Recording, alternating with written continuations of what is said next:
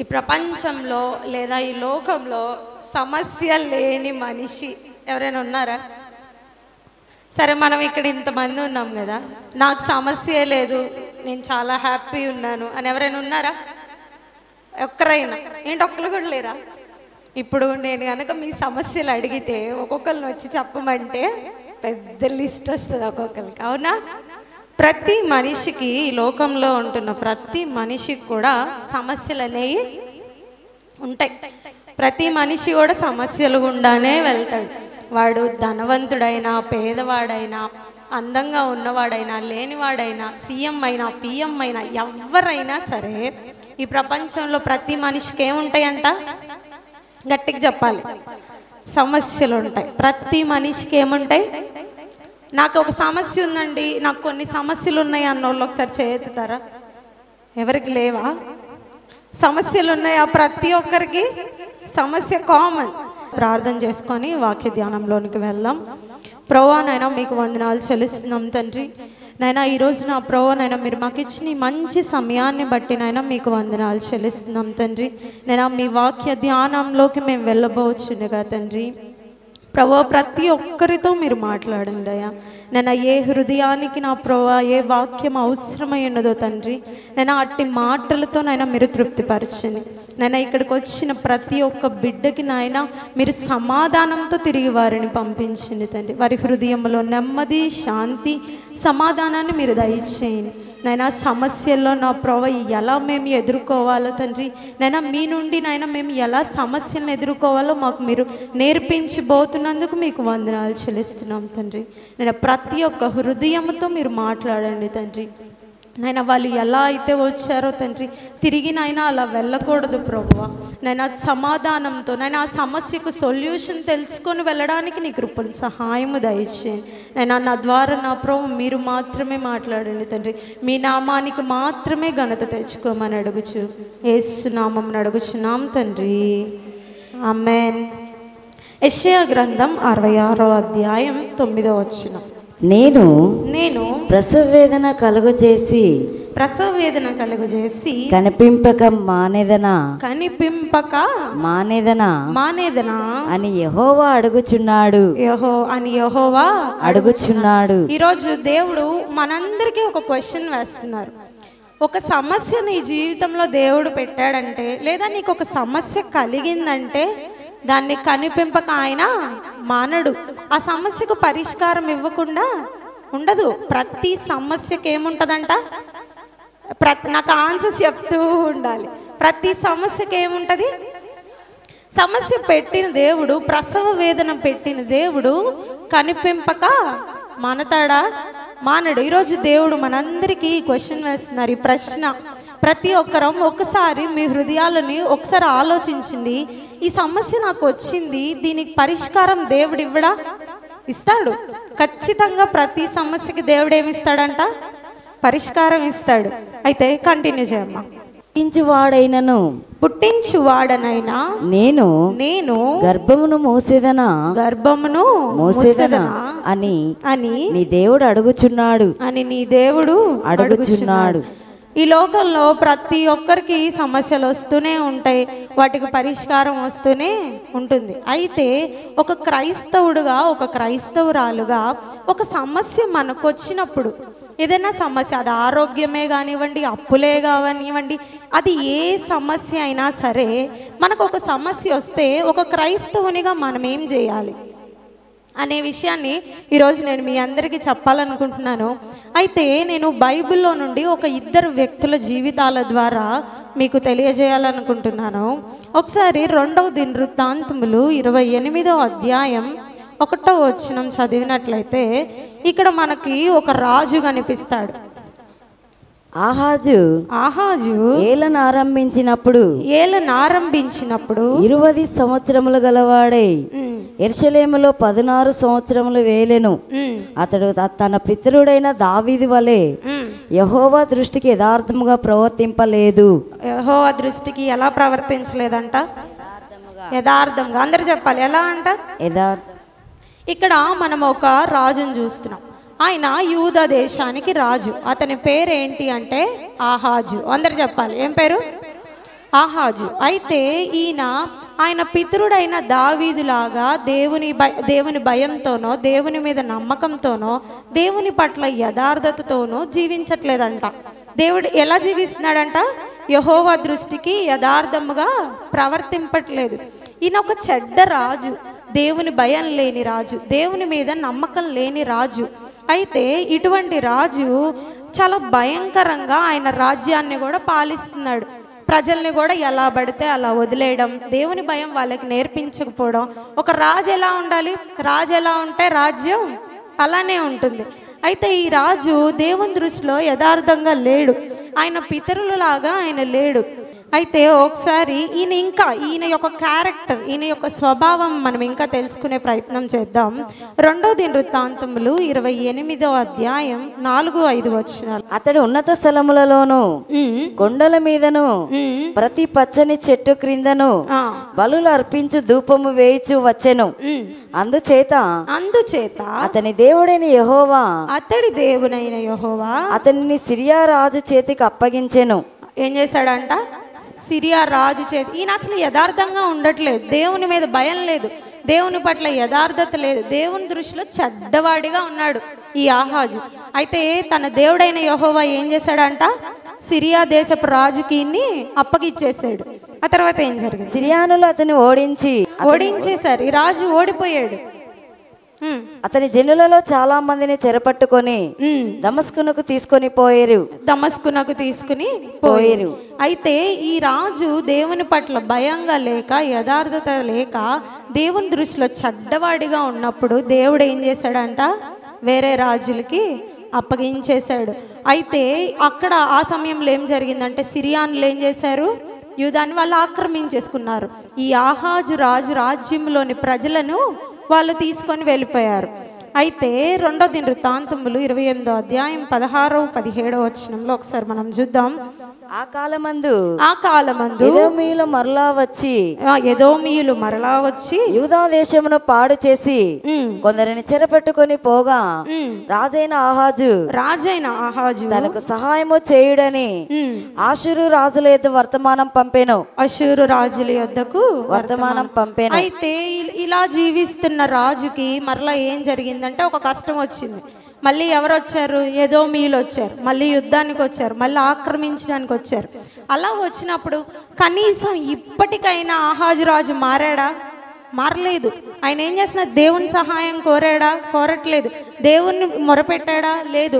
మరలా ఏం చేస్తున్నాడు? అష్షూరు రాజు దగ్గరికే వెళ్తున్నాడు, మనుషుల్నే ఆశ్రయిస్తున్నాడు. కానీ ఇప్పటికైనా మారి దేవుని సహాయం కోసం కోరట్లేదు, కేవలం మనుషుల సహాయాన్ని మాత్రమే కోరుతున్నాడు. అయితే మనకు బైబిల్ గ్రంథం ఏం చెప్తుంది? మనుషుల సహాయం వ్యర్థం. అయితే మనం ఎలా ఉన్నాం? ఒకసారి మనల్ని కూడా మనం ఆలోచించుకోవాలి. మనకి ఏదైనా సమస్య వస్తే, మనకి ఏదైనా కష్టం వస్తే వెంటనే ఏం చేస్తాం? ఫోన్ చేసి వాళ్ళకి వీళ్ళకి అందరికీ చెప్పేస్తాం, అమ్మో నాకు ఈ సమస్య వచ్చింది, అమ్మో నాకు ఇది వచ్చింది. ఆ ఏడుపైతే దేవుని దగ్గర ఏడవము, దేవునికి మొరపెట్టం, దేవుని సహాయం కోరుకోము. జనరల్గా ఒక మనిషి ఏం చేస్తాడు? ఒక కష్టం వస్తే ఊర్లో అందరికీ చెప్తా ఉంటాడు. ఈ మధ్య కొంచెం ట్రెండ్ అయిపోయింది, వాట్సాప్ స్టేటస్లో పెడతాం, ఫీలింగ్ సాడ్, మూడ్ ఆఫ్.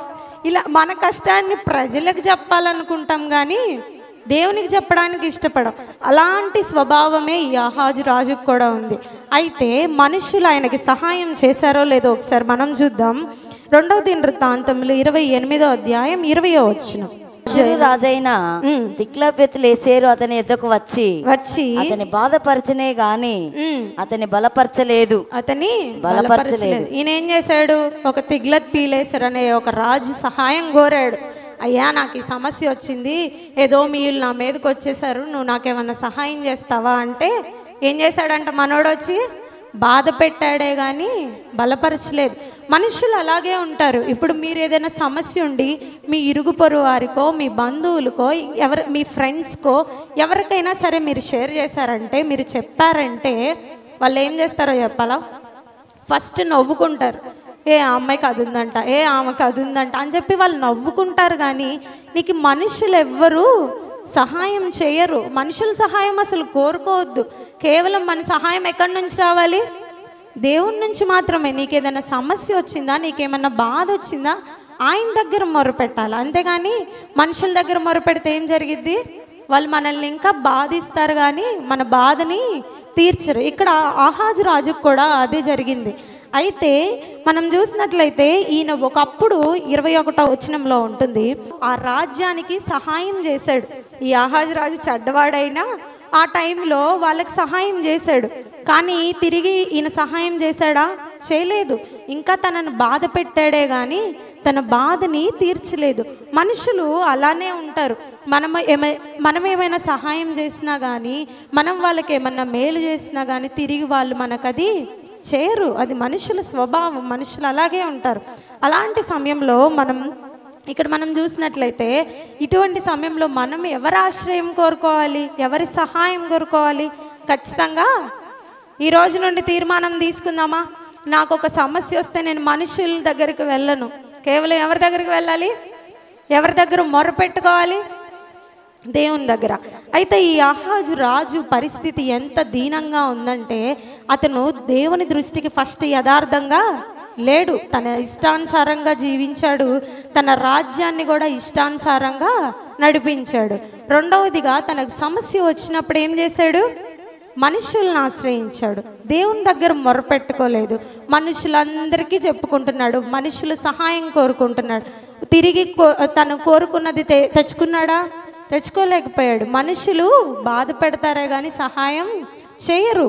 అయితే ఈ ఆహాజు రాజు ఒకసారి తన పరిస్థితి, తను చనిపోయిన తర్వాత కూడా ఎలా ఉన్నాడో ఒకసారి చూద్దామా? 2వ దినవృత్తాంతములు 28వ అధ్యాయం 27వ వచనం. ఆహాజు తన పితరులతో కూడా నిద్రించి యెరూషలేము పట్టణం నందు పాతి పెట్టబడిన గాని ఇశ్రాయేలుల రాజులు సమాధులకు అతడు తేబడలేదు. చూసారా ఎంత హీన స్థితో రాజులకి. ఇప్పుడు ఎవరైనా సోల్జర్స్, సైన్యములు వాళ్ళు ఉంటారు కదా, ఎవరైనా చనిపోతే ఎంత ఫార్మాలిటీస్ చేస్తారు, ఎంత ఘనంగా వాళ్ళని పూడ్చిపెడతారో. అయితే ఈ ఆహాజు రాజును కూడా ఇశ్రాయేల్ రాజులందరినీ పూడ్చిపెట్టే చోటకు కూడా తీసుకురాలేదు. అంత దీనంగా ఉంది ఆయన స్థితి. ఎందుకు? దేవుని పట్ల ఆయన యథార్థంగా లేడు, ఇష్టానుసారంగా జీవించాడు. కాబట్టి ఆయన జీవితం ఎలా అయిపోయింది? ఇంత దేవుని పట్ల ప్రేమ లేదు, దేవుని పట్ల యథార్థత లేదు, నమ్మకత్వం లేదు. కాబట్టి ఆయన జీవితం ఎలా ఉంది? ఈరోజు ఈయన జీవితాన్ని మనం చూస్తే ఎంతో బాధ కలుగుతుంది, అవునా? ఆహాజు రాజుని చూస్తుంటే ఎంతో ఒక రాజు స్థానంలో ఉండి కూడా ఆయన ఏం చేశారంట? ఇశ్రాయేల్ రాజులు పూడ్చిపెట్టే ప్లేస్ కూడా, ఆ సమాధి తోటకు కూడా ఆయన తీసుకుపోలేదు. అంత దయనీయమైన స్థితిలో ఈ ఆహాజు రాజు ఉన్నాడు. అయితే ఇటువంటి ఆహాజు రాజుకు ఒక కుమారుడు ఉన్నాడు. ఎవరో తెలుసా? ఎవరు? హిజ్కియా. ఓకే, వెరీ గుడ్, అందరికీ తెలుసా? సరే, సహజంగా మనం చూసినట్లయితే ఈ లోకంలో తండ్రి ఎలా ఉంటాడో కొడుకు కూడా అలానే ఉంటాడు. తండ్రి మంచోడైతే కొడుకు మంచోడు. ఎందుకు? తండ్రిని చూస్తూ పెరుగుతాడు, తండ్రి దగ్గర నుంచి నేర్చుకుంటాడు. జనరల్గా పిల్లలు అలానే ఉంటారు కదా, తల్లిదండ్రుల దగ్గర నుండి చూసి నేర్చుకుంటాడు. అయితే హిజ్కియా మాత్రం అసలు కంప్లీట్గా ఆపోజిట్, భిన్నంగా ఉన్నాడు వాళ్ళ తండ్రికి. ఆహాజు వేస్ట్, అసలు దేనికి పనికిరాని జీవితం ఆయన జీవిస్తే, హిజ్కియా మాత్రం ఒక అందరికీ ఆదర్శవంతంగా ఆయన జీవించాడు. ఒకసారి మనం హిజ్కియా జీవితాన్ని చూద్దామా? 2వ దినవృత్తాంతములు 31వ అధ్యాయం 20వ వచనం. హిజ్కియా యూదా దేశమంతటను ఇలాగును జరిగించి తన దేవుడైన యెహోవా దృష్టికి, జాగ్రత్తగా వినాలి ఇప్పుడు అందరూ, తన దేవుడైన యెహోవా దృష్టికి అనుకూలముగాను యథార్థముగాను నమ్మకంగాను పని చేయుచు వచ్చెను. ఇక్కడ మనం హిజ్కియా జీవితాన్ని చూసినట్లయితే మొదటిగా ఎలా ఉన్నాడంట? అనుకూలముగా. అందరు చెప్పాలి, ఎలా ఉన్నాడు? అనుకూలముగా. ఎవరి దృష్టికి? దేవుని దృష్టికి ఎలా ఉన్నాడు? అనుకూలంగా ఉన్నాడు. రెండవది యథార్థముగా ఉన్నాడు. ఎలా ఉన్నాడు? మొదటిది ఏంటి? అనుకూలముగా. రెండవది యథార్థముగా. మూడవది నమ్మకముగా. అందరు చెప్పాలి, ఎలా ఉన్నాడంట? ఆయన తండ్రి ఎలా ఉన్నాడు? అసలు దేవుని దృష్టికి యథార్థంగా లేడు. అయితే కుమారుడు ఎలా ఉన్నాడు? మొదటిది ఏంటో అందరు చెప్పాలి. అనుకూలముగా, రెండవది యథార్థముగా, మూడవది. అయితే ఏ విషయాల్లో ఈ హిజ్కియా ఈ స్వభావం కలిగి ఉన్నాడు అనేది 21వ వచనంలో మనకి క్లియర్గా అర్థమవుతుంది. తన దేవుణ్ణి ఆశ్రయించుటకై దేవుని మందిర సేవ విషయమందేమి, ధర్మశాస్త్ర విషయమందేమి, ధర్మమంతటి విషయమందేమి తాను ఆరంభించిన ప్రతి పని అతడు హృదయపూర్వకంగా జరిగించి వర్ధిల్లేను. అతడు హృదయపూర్వకంగా జరిగించేమయ్యాడంట, వర్ధిల్లాడు. అయితే మొదటిగా ఇప్పుడు దేవుని మందిర సేవ విషయంలో, ఏ విషయంలో? దేవుని మందిర సేవ విషయంలో ఎలా ఉన్నాడు? అనుకూలంగా ఉన్నాడు, యథార్థంగా ఉన్నాడు, నమ్మకంగా ఉన్నాడు. అయితే మనం ఎలా ఉన్నాం? ప్రతి ఆదివారం చర్చకు వస్తున్నామా? దేవుడు మనకి ఇచ్చిన తలాంతులు వాడుతున్నామా? నేను పాడుతున్నానండి ప్రతి ఆదివారం అన్నోళ్ళు ఎవరైనా ఉన్నారా? దేవుడు నాకు ఇచ్చిన ఈ తలాంతులు నేను వాడుతున్నాను, దేవుని మందిర పని కోసం నేను పనిచేస్తున్నాను అన్నోళ్ళు చేతులు ఎత్తారా? లేరా? దేవుని మందిర పని కోసం నేను చేస్తున్నాను, నాకు వచ్చింది, నాకు బండలు తుడవడం వచ్చి నేను అది చేస్తున్నా అన్నోళ్ళు ఎవరైనా ఉన్నారా? హిజ్కియా జీవితాన్ని మనం చూసినట్లయితే ఎలా ఉన్నాడంట?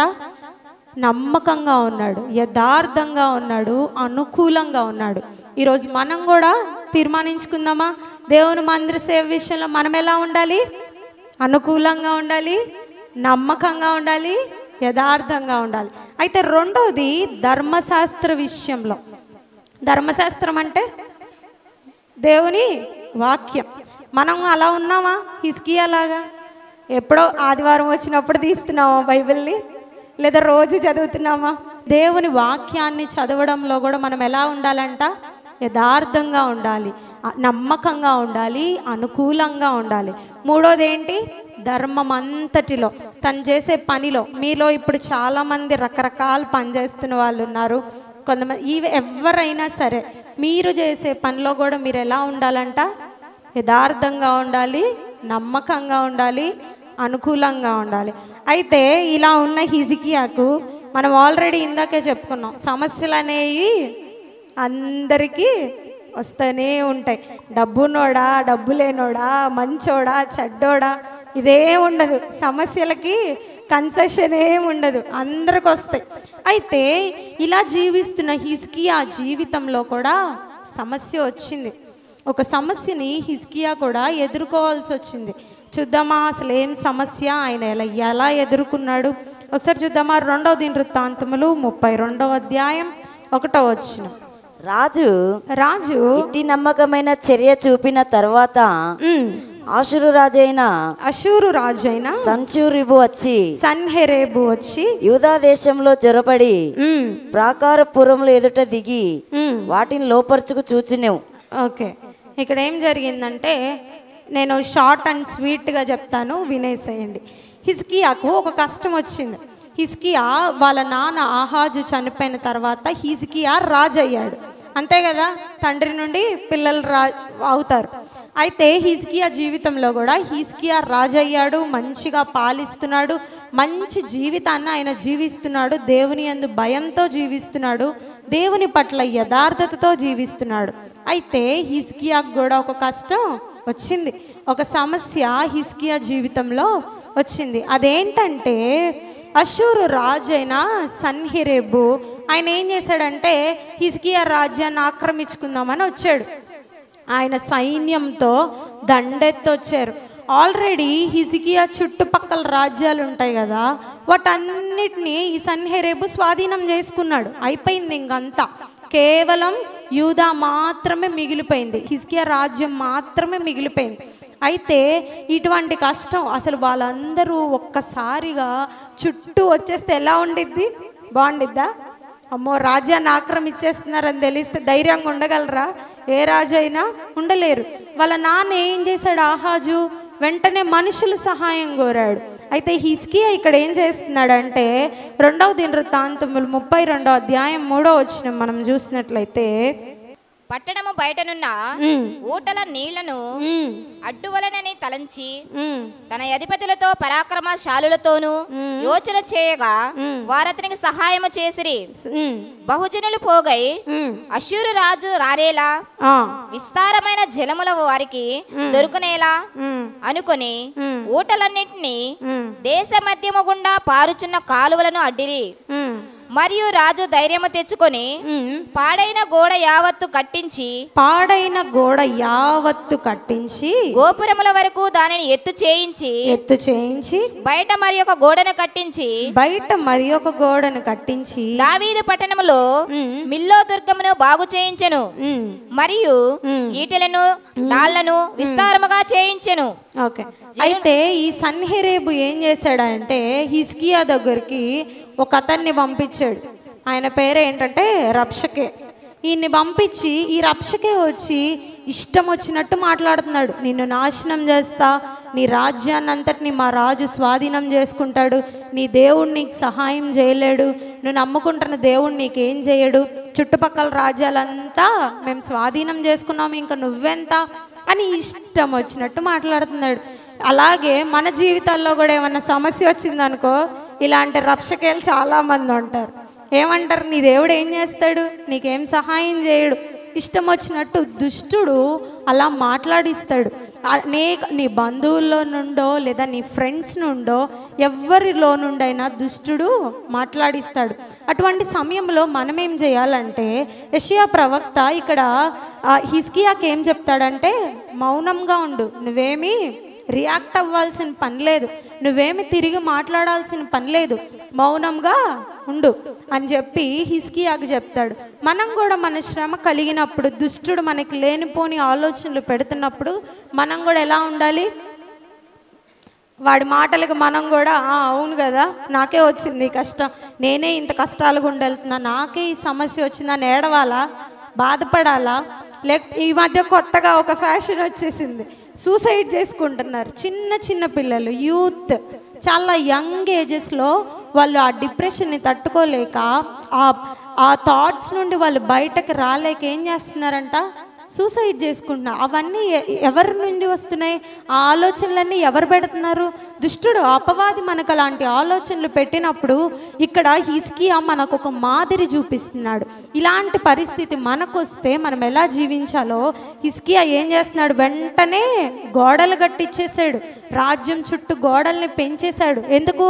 శత్రువులు రాకుండా నీళ్ళంతా చుట్టూ పెట్టించేశాడు.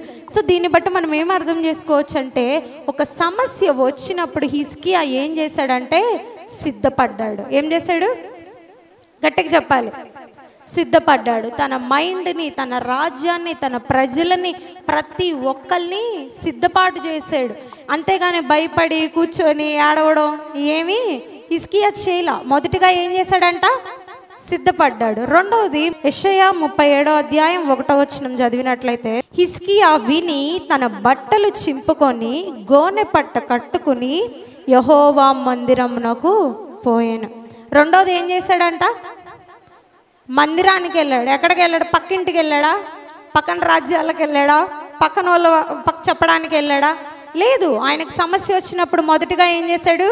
సిద్ధపడ్డాడు. ఆ సమస్యను పరిష్కరించుకోవాలి అని చెప్పి ఆయన మైండ్ని ప్రిపేర్ చేసుకున్నాడు, ఆయన రాజ్యాన్ని ప్రిపేర్ చేశాడు. రెండవదిగా ఏం చేశాడు? మందిరానికి వెళ్ళాడు. అవునా? ఈరోజు మీకు ఎవరికైనా సమస్య వస్తే మీరేం చేస్తారు? మందిరానికి వస్తారా? దేవుని సన్నిధిలో ప్రార్థన చేస్తారా? చెయ్యం కదా. మనం ఏం చేస్తాం? మనుషుల దగ్గరికి వెళ్తాం, మన పక్క వాళ్ళ దగ్గరకో అధికారుల దగ్గరకో. ఆ సమస్య ఎవరైతే తీరుస్తారని నీకు అనిపించిద్దో వారి దగ్గరికి వెళ్తావు, కానీ దేవుని దగ్గరికి రాము. అయితే హిజ్కియా మనకు ఒక మంచి మాదిరిని చూపిస్తున్నాడు. ఏంటంట? మనకు సమస్య వస్తే ఏం చేయాలి? మందిరానికి రావాలి. మూడవదిగా ఇంకొక మంచి విషయాన్ని ఇక్కడ మన హిజ్కియా చూపిస్తున్నారు.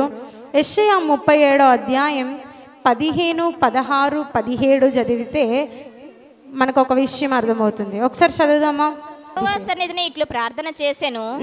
యెహోవా కెరూబుల మధ్యను నివసించుచున్న ఇశ్రాయేలు దేవా, భూమి ఆకాశములను కలుగజేసిన అద్వితీయ దేవా, నీవు లోకమందున్న సమస్త రాజ్యములకు దేవుడవై ఉన్నావు. సైన్యములకు అధిపతికి యెహోవా, చెవియొగ్గి ఆలకించుము. యెహోవా, కన్నులు తెరిచి దృష్టించుము. జీవమగల దేవుడవైన నిన్ను దూషించుటకై సన్హెరీబు పంపిన వారి మాటలను చెవిరబెట్టుము. యెహోవా, అష్షూరు రాజుల ఆ జనముల వారి దేశములను పాడు చేసి వారు దేవతలను అగ్నిలో వేసినది నిజమే. ఓకే, ఏం జరిగిందంట? మూడోదిగా ఏం చేస్తున్నాడు? ప్రార్థన చేస్తున్నాడు దేవుని సన్నిధిలో. ప్రభువా, ఇలాంటి కష్టం నాకు వచ్చింది, ఈ సమస్య నాకు వచ్చింది, నువ్వు చూస్తున్నావు. ఈ రక్షకే వచ్చి ఇష్టం వచ్చినట్టు మాట్లాడుతున్నాడు, నన్ను నాశనం చేస్తా అంటున్నాడు, నువ్వు నాకు సహాయం చేయవా అని ఎవరిని అడుగుతున్నాడు? సహాయం కోసం ఎవరి దగ్గరికి వెళ్ళాడు? దేవుని దగ్గరికి వెళ్ళాడు. ఏం చేస్తున్నాడు అంటే అక్కడికి వెళ్ళి ప్రార్థన చేస్తున్నాడు. ఇంకా మనం యెషయా 36, 37 బాగా చదవగలిగితే అక్కడ మనకి ఏమని ఉంటుందంటే, హిజ్కియా హెచ్చుగా ప్రార్థన చేశాడంట. ఎలాగా? హెచ్చుగా. మనలో కొంతమంది ఉంటారు, కష్టం వచ్చినప్పుడే వస్తాం, కష్టం వచ్చినప్పుడే దేవుడు గుర్తొస్తాడు, మామూలు టైం అంతా మన ఇష్టం. కానీ హిజ్కియా అలా ఉన్నాడా? లేడు. ఆయన యథార్థంగా జీవించాడు, నమ్మకంగా జీవించాడు, అనుకూలంగా జీవించాడు. ఒక సమస్య ఆయన జీవితంలోకి వచ్చినప్పుడు ఆయన ఏం చేశాడంట? మొదటిగా సిద్ధపడ్డాడు. అందరు చెప్పాలి, ఏం చేశాడు?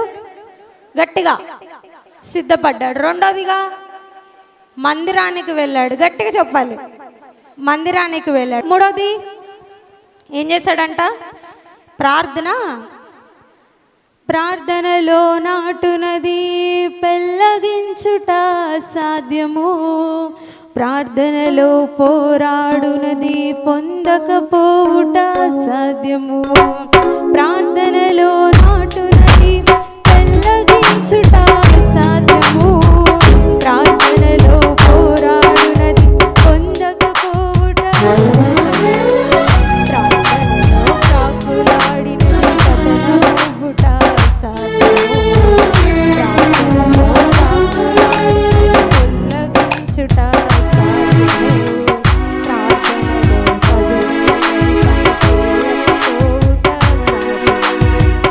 ప్రార్థనలో పదునైనది సాధ్యము. ప్రభువా, ప్రార్థన నేర్పయ్యా, ప్రార్థించకుండా అందరం పడాలి, ఉండలేనయ్యా. ప్రభువా, ప్రార్థన నేర్పయ్యా, ప్రార్థించకుండా నేనుండలేనయ్యా. అడుగాయని నీ పాదాలు తడుపకుండా నా పయనం సాగదయా, నీ పాదాలు తడుపకుండా నా పయనం సాగదయా. ప్రార్థనవలనే పయనము, ప్రార్థనే ప్రాకారము, ప్రార్థనే ప్రాధాన్యము, ప్రార్థన లేనిదే పరాజయం. ప్రార్థన లేనిది ఏంటంట? పరాజయం. ఆహాజు ఏం చేశాడు? ప్రార్థన చేయలేదు, పరాజయం పొందాడు. హిజ్కియా ఏం చేశాడు? ప్రార్థన చేశాడు. అయితే హిజ్కియా ప్రార్థన చేశాడు కదా, మరి ఈయన జీవితంలో ఏం జరిగిందో ఒకసారి చూద్దాం. చివరిగా యెషయా గ్రంథం 37వ అధ్యాయం 26వ వచనం ఒకసారి చదివితే, ప్రార్థన చేస్తే దేవుడు ఎలాంటి కార్యం చేస్తాడో ఇక్కడ మనం స్పష్టంగా చూస్తాం. నేనే పూర్వమందే దీనిని కలుగజేసితిననియు పురాతన కాలమందే దీని నిర్ణయించితిననియు నీకు వినబడలేదా? దేవుడు స్పష్టంగా హిజ్కియాతో ఏం మాట్లాడుతున్నాడంటే, ఇప్పుడు కాదయ్యా, నువ్వు పుట్టక ముందే నేను ఆ సమస్యను పరిష్కరించేశాను. చూసారా, ఈరోజు మనం కూడా మన జీవితంలో ప్రార్థన చేస్తే, మన జీవితంలో దేవుని మందిరానికి వస్తే మన సమస్యలకు పరిష్కారం ఇప్పుడు కాదు, దేవుడు ఎప్పుడో మనం పుట్టక ముందే మన సమస్యను పరిష్కరించేశారు. ఈరోజు నువ్వు కూడా ఏదైనా సమస్యలో ఇక్కడికి వచ్చావేమో, నువ్వు కూడా ఏదైనా బాధలో ఇక్కడ ఈ మందిరానికి వచ్చావేమో, నీ సమస్యలన్నీ దేవుడు తీర్చునుగాక. ఇంకా గట్టిగా చెప్దామా? అయితే ఇంకా ఏం చేశాడు దేవుడు? ఈ ఆహాజు ప్రార్థన చేయలేదు, జీవితంలో విఫలమైపోయాడు. హిజ్కియా ప్రార్థన చేశాడు. అయితే దేవుడు ఈయన జీవితంలో ఏం చేశాడో ఒకసారి 2వ దినవృత్తాంతములు 32వ అధ్యాయం 20-21 వచనాలు చూద్దాం. రాజైన హిజ్కియాను ఆమోజు కుమారుడైన యెషయాను ప్రవక్తయు ఇందును గురించి ప్రార్థించి ఆకాశము తట్టు చూచి మొరపెట్టగా యెహోవా ఒక దూతను పంపెను. ఏం చేశాడంట యెహోవా? చప్పట్లు కొట్టాలనిపించట్లేదా? ఏం చేశాడంట? ఒక దూతను హిజ్కియా కోసం దేవుడు ఏం చేశాడు? ఒక దూతనే పంపించేశాడు. ఆయన ఏం చేశాడు? హిజ్కియా జస్ట్ దేవునికి మొర్రపెట్టాడు. దేవుడు ఏం చేశాడంట? ఎంత నమ్మకమైన దేవుడో కదా. ఈరోజు మీరు ప్రార్థిస్తుండగా మీ దూతలు కూడా వచ్చినగాక. ఆమేన్. కంటిన్యూ చేయండి. అతడు అశ్షూరు రాజు దండులోని పరాక్రమశాలులందరినీ సేనా నాయకుల అధికారులను నాశనము చేయగా అశ్షూరు రాజు సిగ్గునందిన వాడై అశ్షూరు రాజు ఏమయ్యాడంట? సిగ్గునందిన వాడై తన దేశమునకు తిరిగిపోయాను. తన దేశమునకు వచ్చిన సమస్య ఏమన్నా అసలు హిజ్కియాని టచ్ అయినా చేశారా? చేయలేదు. అక్కడే సిగ్గు పొంది తిరిగి వెళ్ళిపోయాడు. దేవుడు ఏం చేశాడు? ఒక దూతని పంపించి ఆ రాజు యొక్క సైన్యాన్నంతటిని హతం చేయించేశాడు. ఏమన్నా హిజ్కియాని నీ సైన్యంతో నువ్వు వెళ్ళి యుద్ధం చేయని దేవుడు చెప్పాడా? లేదు. జస్ట్ ఆయన దూతనే పంపించి వాళ్ళందరినీ హతం చేశాడు. అయితే ఇక్కడ మనం చూసినట్లయితే అంతటా అతడు తన దేవుని గుడిలో వచ్చినప్పుడు అతని కడుపున పుట్టిన వారే అతని అక్కడ కత్తిరి చేత చంపిరి. ఏం చేశారంట? అశ్షూరు రాజుని చంపేశారు. అసలు హిజ్కియా దగ్గరికి రాలేదు, హిజ్కియా రాజ్యంలోకి ప్రవేశించలేదు. కానీ రాజు ఏమైపోయాడు? చచ్చిపోయాడు. ఈరోజు నువ్వు నేను మొరపెడుతుండగా మన సమస్య కూడా చచ్చిపోవునుగాక. విశ్వాసంతో చెప్దాం. ఆమేన్. అయితే ఇంకా దేవుడు హిజ్కియా జీవితంలో ఇంకొక విషయం చేశాడు. 2వ దినవృత్తాంతములు 32వ అధ్యాయం 22-23 వచనాలు ఒక్కసారి చదువుదాం. ఈ ప్రకారము యెహోవా హిజ్కియాను యెరూషలేము కాపరస్తులను అశ్షూరు రాజైన సన్హెరీబు చేతిలో నుండి అందరి చేతిలో నుండి ఏం చేశాడంట? రక్షించి అన్ని వైపులను వారిని కాపాడినందున అనేకులు యెరూషలేములో యెహోవాకు అర్పణలను యూదా రాజైన హిజ్కియాకు కానుకలను తెచ్చి ఇచ్చిరి. అందువలన అతడు అప్పటి నుండి సకల జనముల దృష్టికి ఘనత నొందిన వాడాయను. ఏమయ్యాడంట? చప్పట్లు కొడదాం ఒకసారి. ఎలా అయ్యాడంట? ఘనత నొందిన వాడయ్యాడంట. కేవలం హిజ్కియా 3 విషయాలే చేశాడు. ఏం చేశాడు? సిద్ధపడ్డాడు, దేవుని మందిరానికి వెళ్ళాడు, మొర్రపెట్టాడు. ఈ 3 విషయాల ద్వారా దేవుడు ఏం చేశాడు? దూతను పంపించాడు, యుద్ధం ఆయనే జరిపించాడు. లాస్ట్కి ఏం జరిగిపోయింది? హిజ్కియాకు ఘనత వచ్చింది. ఈరోజు నువ్వు నేను కూడా మొర్రపెడితే దేవుడు ఆయనే యుద్ధం జరిపించడానికి సిద్ధంగా ఉన్నాడు. ఎంతమంది ఈరోజు నిర్ణయించుకుంటున్నారు, నేను కూడా సమస్య వస్తే ఇక మీదట మనుషుల్ని చూడను? ఎవరు అనుకోవట్లేదు. ఆహాజులాగే ఉంటామా అందరం? లేదు. హిజ్కియా వల్లే ఎంతమంది ఉండాలనుకుంటున్నారు? సమస్య వస్తే ఏం చేస్తారు? ఎలా చేయాలి ప్రార్థన? హెచ్చుగా ప్రార్థన చేసి దేవుడు అలా చేస్తే దేవుడు మనకేమిస్తాడంట? ఘనతని ఇస్తాడా? తండ్రి మీకు వందనాలు తండ్రి. నేను మీరు మాతో మాట్లాడిన ప్రతి ఒక్క మాటను బట్టి మీకు వందనాలు చెల్లిస్తున్నాను తండ్రి. అవును ప్రభువా, నేను ఇంతకాలము తండ్రి నేను మనుషుల వైపు చూసామయ్యా, మనుషుల కోసం వెళ్ళామయ్యా. మా సమస్యల్ని, మా బాధల్ని, మా కష్టాల్ని మనుషులకు చెప్పుకున్నాం, కానీ నీకు చెప్పలేదయ్యా. మమ్మల్ని క్షమించండి తండ్రి. నాయనా మీరు ఖచ్చితంగా మా సమస్య నుండి మాకు విడుదల ఇస్తారయ్యా.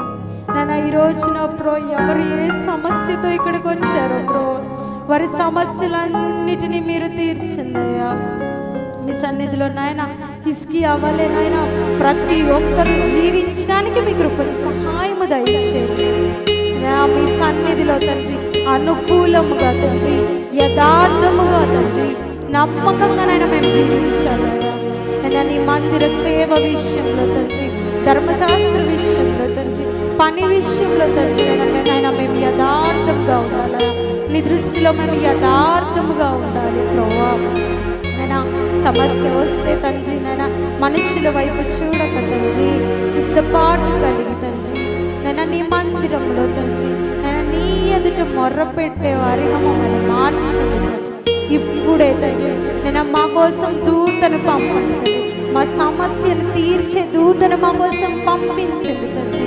నేను ప్రతి ఒక్కరికి తండ్రి వారి సమస్య సిగ్గు పొంది నైనా మీరు వీరిని నైనా ఘనత నొందే వారిగా చేయమని హిజ్కియా జీవితం ద్వారా నైనా మాకు నేర్పించిన అనేక విషయాలను బట్టి మీకు వందనాలు చెల్లిస్తున్నాను తండ్రి. నేను వచ్చిన ప్రతి ఒక్కరు నా ప్రభు ఈ మాటల ద్వారా ఆదరణ పొందారని నమ్ముచున్నాను తండ్రి. నేను వారి సమస్యకు పరిష్కారం వెతికారని నమ్ముచున్నానయ్యా. నేను మీరు ఇచ్చి మంచి సమయాన్ని బట్టి మీకు వందనాలు చెల్లిస్తున్నాను. నేను ప్రతి ఒక్కరు హిజ్కియా వంటి జీవితం కలిగి ఉండే వారిగా నేను మీ సాక్షులుగా మమ్మల్ని ఉంచమని అడుగుతూ యేసు నామమున అడుగుచున్నాం తండ్రి. అందరం చెప్దామా ఇంకా గట్టిగా? ఆమేన్.